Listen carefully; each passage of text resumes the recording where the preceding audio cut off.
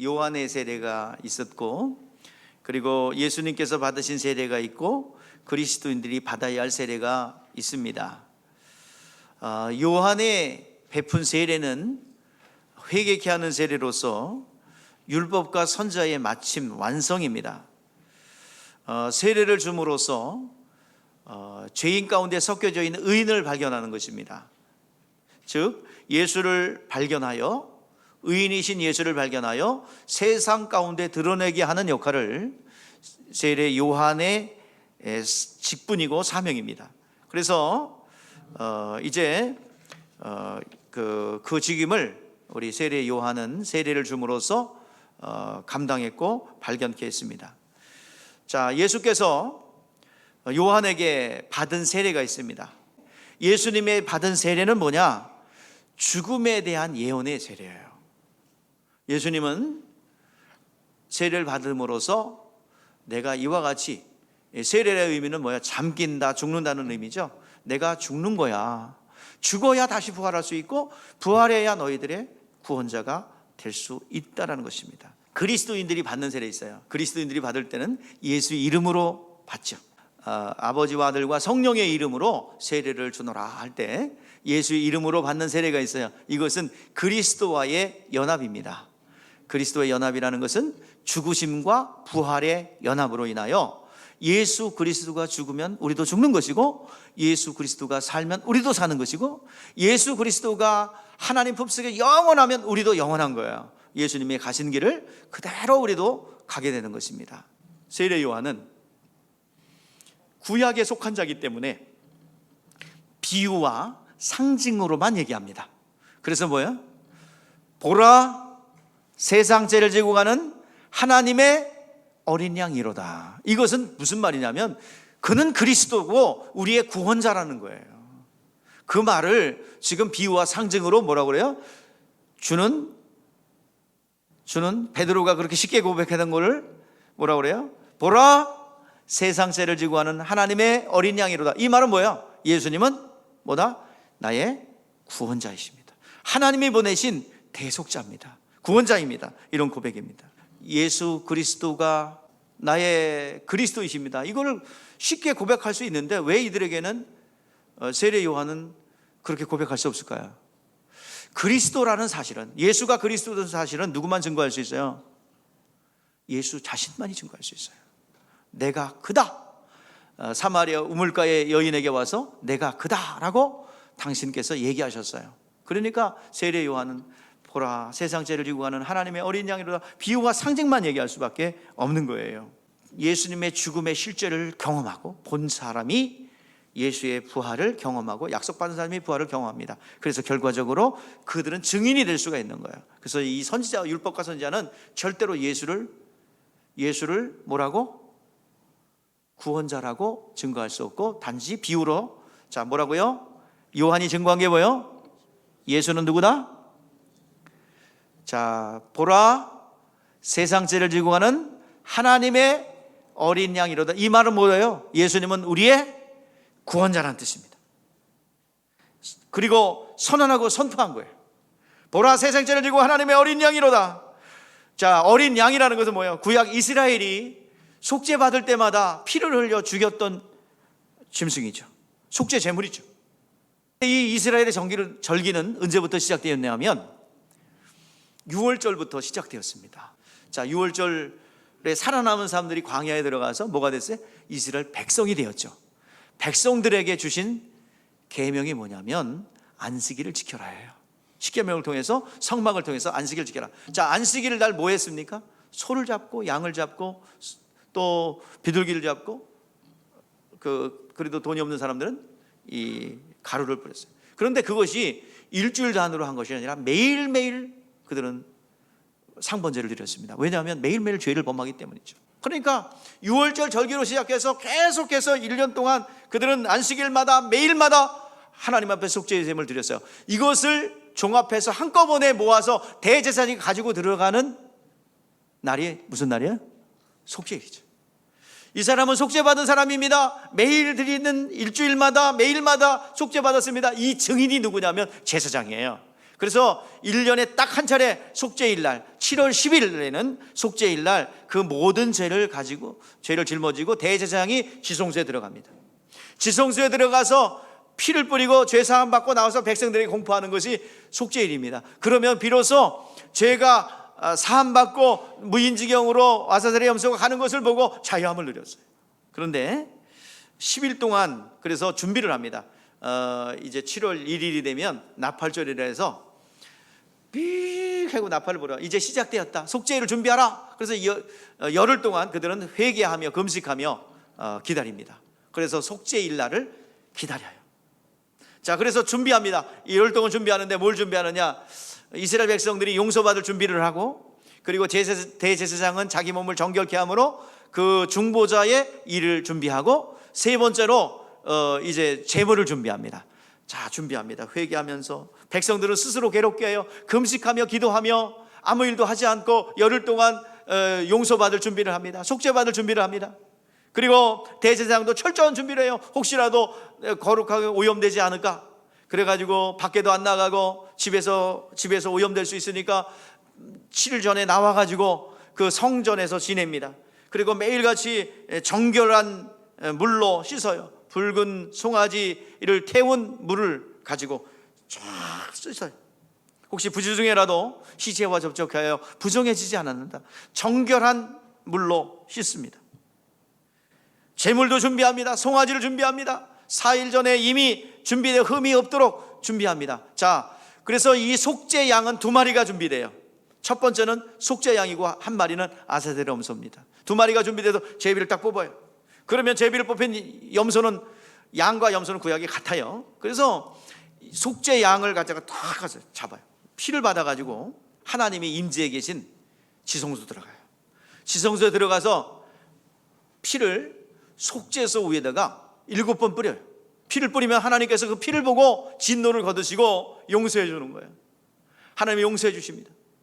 자, 그 사실을 백성들에게 나가서 공포해야 되지요. 밖에는 백성들이 기다리고 있습니다. 공포되기 전에 먼저 해야 될 일이 있어요. 너의 죄사함 받았다라고 공포하고 선포하는 그런 이전에 해야 될 일이 있어요. 밖에는 한 마리 양이 남아있죠. 그것을 뭐라고 그래요? 아사셀의 염소입니다. 아사셀의 염소에다가 대제사장이 안수합니다. 대제사장이 중보자가 되어서 이 아사셀의 염소에게 안수할 때 이스라엘이 그동안 지었던 모든 용서받았던 죄가 다 그걸로 옮겨가요. 자, 그때 이제 정한 사람이 그 아사셀의 염소를 가지고 3일까지 가요. 무인지경으로 가서 광에다 놓고 홀로 돌아와요. 이걸 보면서 내 죄를 짊어진 양이 이제 다시는 돌아오지 않는구나. 내 죄가 사라졌구나. 그래서 그들은 이제 공포한 대로, 대제사장이 공포한 대로 내 죄 사함 받았습니다 라는 사실을 듣고 기뻐합니다. 자, 대제사장이 1년에 한 차례 피를 뿌리는 장소가 어디예요? 속죄소, 법궤입니다. 법궤를 덮는 뚜껑이 뭐야?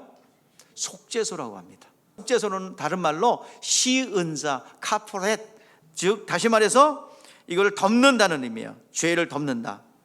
그래서 이 언약궤 안에는 뭐가 있냐면 하나님의 법이 있죠. 하나님의 법에 딱 비춰보니까 죄인이 드러나죠. 자, 저 뚜껑은 덮는다. 우리의 인간들의 죄를 덮는 거예요. 덮어. 하나님 앞에 죄가 있는 상태로 그대로 보면은, 율법의 정죄에 의해서 가면은 다 죽는다는 얘기야. 그러니까 시은자, 은혜의 시작인 뭐예요? 법궤 뚜껑 속죄소로 딱 덮는다 이 말이야. 그래서 하나님께서는 그 덮인 상태에서 우리를 만나 주십니다. 이것을 우리의 죄를 덮어 주셨다. 은혜의 시작이다. 이 은혜라는 것은 뭐예요? 우리의 죄가 있지만 죄가 없는 사람처럼 덮어준다는 의미예요. 이게 시은자, 은혜의 시작점이다. 시은자, 속죄소란 말입니다. 자, 그런데 이 속죄소란 말은 신약에 뭐라고 번역되어 있냐면 화목제물이라는 말로 번역되어 있습니다. 힐라스테리온, 화목제물입니다. 이걸로 번역됐기 때문에 여러분 성경이 잘 이해가 안 되는데 로마서 3장 25절에서 26절이 그 증거를 하고 있어요. 자, 우리가 한번 보세요. 시작. 이 예수를 하나님이 그의 피로 믿음으로 말미암아 화목제물로 세우셨으니 이는 하나님께서 기름 참으신 중에 전해진을 간구하심으로 의로우심을 나타내려 하심이라. 곧 이때에 자기 의로우심을 나타내서 자기도 의로우시며 또한 예수를 믿는 자를 의롭게 하심이라. 자, 예수님께서 뭐가 되셨다? 화목제물이 되셨다. 그 말은 뭐야? 속죄소가 되어서 우리의 죄를 뭐했다? 덮어주었다는 얘기예요. 예수 그리스도는 두 염소, 속죄 양과 아세셀의 염소가 되어서 우리의 세상 죄를 지고 가는 하나님의 어린 양이로다. 이 말은요, 이 말은 유월절부터 그리고 매일같이 매일마다 드리는 이 제물의 회개의 종결, 완성된 그 속죄일의 두 마리 염소, 속죄 양과 아세셀의 염소가 되었다는 거예요. 구약의 모든 수많은 양이 죽고 소가 죽고 비둘기가 죽고 이 모든 것의 종합이라는 얘기입니다. 속죄일날 드려진 속죄 양과 아사셀의 염소를 종합한 것이 보라 세상 죄를 지고 가는 하나님의 어린 양이로다라는 선언이요 선포입니다. 그래, 이 말은 다시 쉽게 얘기해서 뭐예요? 예수는 우리의 죄를 대속해 주신 나의 구원자입니다 라고 하는 거예요. 여러분들, 우리도 양인 거 아세요? 왜 양이 됐어요? 예수와 연합했잖아요. 세례받음으로. 우린 주님이 기르시는 양입니다. 우리의 목자장은 누구예요? 예수님이십니다. 그리고 목자장의 위임을 받아서 한 것이 목사후야. 오늘 장로님 기도할 때처럼 목자는 뭐야? 양떼를 먹이는 거예요. 이끄는 거예요. 근데요, 여러분들이 다, 저도 양이고 여러분도 양이거든. 근데 예수님께서 그 얘기해요. 요한의 아들 시몬아, 네가 나를 사랑하느냐? 예, 사랑합니다. 내 양을, 나를 사랑한다면 내 양을 좀 먹이거라. 말씀을 먹여야죠. 진리의 말씀 먹여야죠. 요한의 아들 시몬아, 네가 나를 사랑하냐? 사랑하는데요, 의무감에 사랑빨이 못하잖아요. 내 양을 좀 돌봐라. 근데 그 양은 어린 양이야. 돌봐야 돼. 또 세 번째 물으시죠. 뭐라고요? 요한의 아들 시몬아, 네가 나를 사랑하니? 시비 걱정하며 내가 사랑하는 줄 알지 않습니까? 내 양을 먹여라. 근데 여기서 양은요, 말 지지를 안 듣는 종교화된, 좀 안다고 하는, 내가 좀 지식적으로 좀 알아요. 여러분, 비복열님께서 신앙생활하면서 내려놓으세요. 그동안 형성되었던 신앙 지식과 경험들을 좀 내려놓고 이곳에서 이제 마태복음부터 창세기부터 다시 한번 꼼꼼하게 훈련받아 다시 한번 하나님이 쓰시는 사람 되기를 바랍니다. 여러분, 양입니다. 양은요, 배가 불러야 돼요. 배가 불러야 앉거든. 배가 부르지 않으면 서성서성돼요. 배가 꽉 채워져야 됩니다. 여러분, 양인데 뭐로 배 채워야 돼요? 진리의 말씀으로 채운단 말이에요. 그래서 진리의 말씀이 쫙 나가요. 그러니까 여러분들, 진리의 말씀으로 채우지 않으면 늘 불안하고 공허하고 뭔가 부족해, 구진해. 근데 말씀으로 쫙 채우면 그때 이제 진리로 양육받으면 편하다. 그렇게 앉게 돼. 아, 여기가 나의 일평생 신앙생활의 자리구나. 그리고 딱 앉아요. 진리가 딱 들어오면 행복하고 기뻐요. 근데 행복하고 기쁜 것으로 끝나면 안 돼요. 진짜 양의 모습은 뭐예요? 새끼를 낳지. 새끼를 못 낳으면 그 양은 의미가 없어. 양은 새끼를 낳아야 됩니다. 근데요, 새끼는 생리가 돌아야 되거든요. 근데 진리로 막 배를 채웠으면 물을 먹어야 됩니다. 물을 먹어야 생리가 돌아와서 이제 발종이 나고 그리고 새끼를 낳을 수가 있습니다. 여러분, 물을 먹어야 됩니다. 물을 먹으려니까 물이 뭔데요? 성령이에요. 요한복음 7장에서 나를 믿는 자는 배에서 뭐가 난대요? 배에서 생수의 강이 흘러나리라. 지난주에 봤잖아요, 그죠? 은혜의 또 소출의 그리고 능력의 생수가 우리 가운데 흘러나가는 거예요. 그러면 진리의 말씀이 있는 가운데 성령이 탁 들어와서 역사하면 생명이 나타납니다. 또 다른 생명을 낳아요. 성령으로 말미암지 않고는 생명의 역사가 나타나지 않아요. 또 다른 생명을 낳아야 되는 것입니다. 양떼진 여러분들 하나님 말씀으로 세워놓고 성령 충만하여 또 다른 생명을 낳으시는 여러분 되시기를 바랍니다. 그것이 교회가 존재하는 이유입니다. 그렇게 되기를 주의 이름으로 축복합니다. 기도하겠습니다.